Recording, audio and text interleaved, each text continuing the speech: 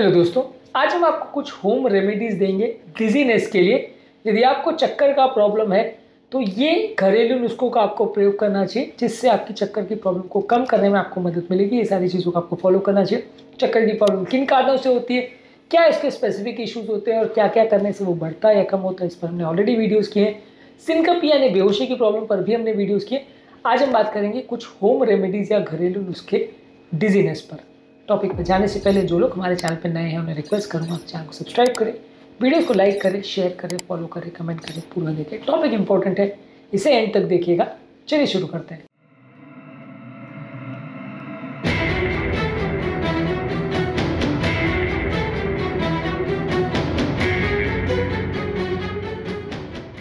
सबसे पहले यदि किसी व्यक्ति को चक्कर का प्रॉब्लम है तो पानी ज़्यादा मात्रा में पीना है। एटलीस्ट 2 से 3 लीटर पानी आपको डेली बेस पे पीना है। यदि आपको कोई कारण से बॉडी में पानी कम हो गया है, जैसे पसीना ज़्यादा आया तो ज़्यादा पानी पी लीजिए।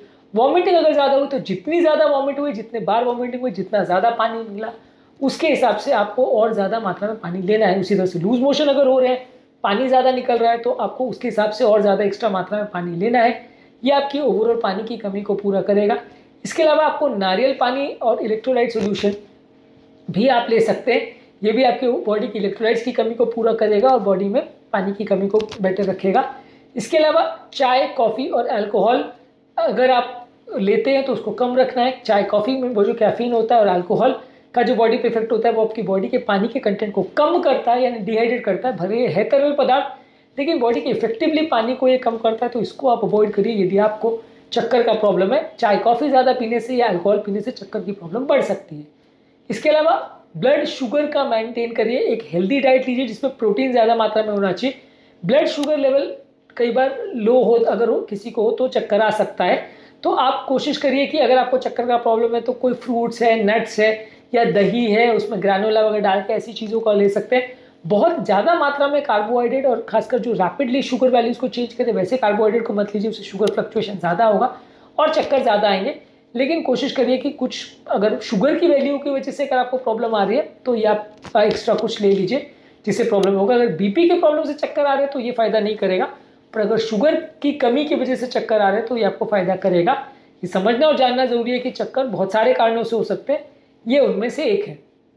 इसके अलावा मान लीजिए आपको पोस्चरल डिजीनेस है, यानी बैठे से उठने में अगर चक्कर आ रहे हैं तो फिर आपको कोशिश करनी है कि धीरे से बैठ के उठिए।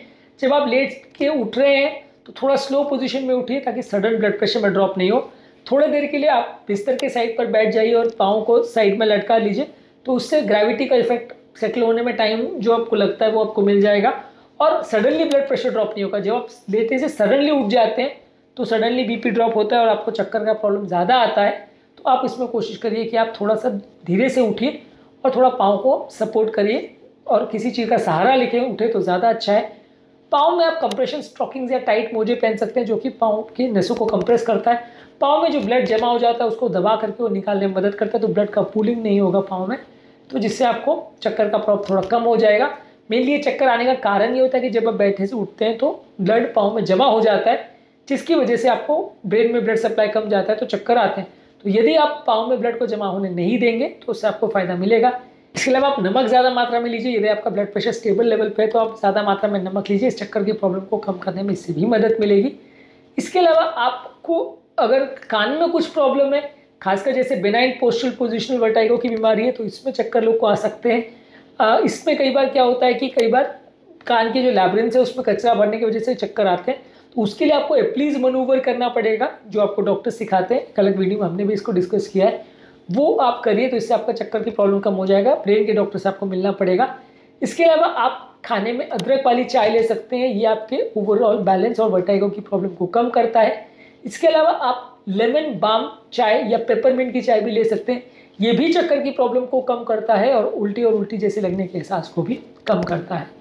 इसके अलावा अगर किसी व्यक्ति को बहुत ज़्यादा एंग्जाइटी या मेंटल स्ट्रेस की वजह से चक्कर आ रहे हैं तो आप डीप ब्रीदिंग एक्सरसाइजेस कर सकते हैं। उसमें आप गहरी गहरी सांसें लो और सांस को लीजिए, फिर होल्ड करिए, फिर छोड़ दीजिए, जिसको डीप ब्रीदिंग एक्सरसाइज बोलते हैं। ये करने से आपको फ़ायदा मिल सकता है। यदि मानसिक तनाव की वजह से चक्कर आ रहा है तो मैग्नीशियम खाने से भी फ़ायदा मिलेगा। इसमें हरी साग सब्जी, नट्स और सीड्स को ज़्यादा खाने से आपका मेंटल स्ट्रेस लेवल कम होगा। इससे भी स्ट्रेस रिलेटेड चक्कर का प्रॉब्लम है तो कम हो जाएगा। इसके अलावा शैमोमाइल और अश्वगंधा की चाय ले सकते हैं, इससे भी आपके नर्वस सिस्टम को कूल करने में मदद मिलेगी, तो चक्कर का प्रॉब्लम कुछ हद तक कम हो जाएगा। हर्बल और नेचुरल सप्लीमेंट्स की अगर बात करें तो गिंगो बाइलोबा आपके ब्रेन के सर्कुलेशन को इंप्रूव करता है, इससे आपकी चक्कर की प्रॉब्लम में मदद मिलेगी। इसके अलावा विटामिन B12 और आयरन अगर आप लेते हैं तो कई बार खून की कमी की वजह से चक्कर हो सकता है, तो ऐसे में फिश ले सकते हैं, अंडा ले सकते हैं, डेयरी प्रोडक्ट्स ले सकते हैं, हरी साग सब्जी ले सकते हैं, इसमें विटामिन B12 और आयरन होता है, इससे भी चक्कर की प्रॉब्लम को कम करने में मदद मिलेगी। इसके अलावा आप ले सकते हैं एप्पल साइडर विनेगर और शहद, ये आपके ब्लड शुगर लेवल्स को स्टेबलाइज करता है और सर्कुलेशन को इम्प्रूव करता है।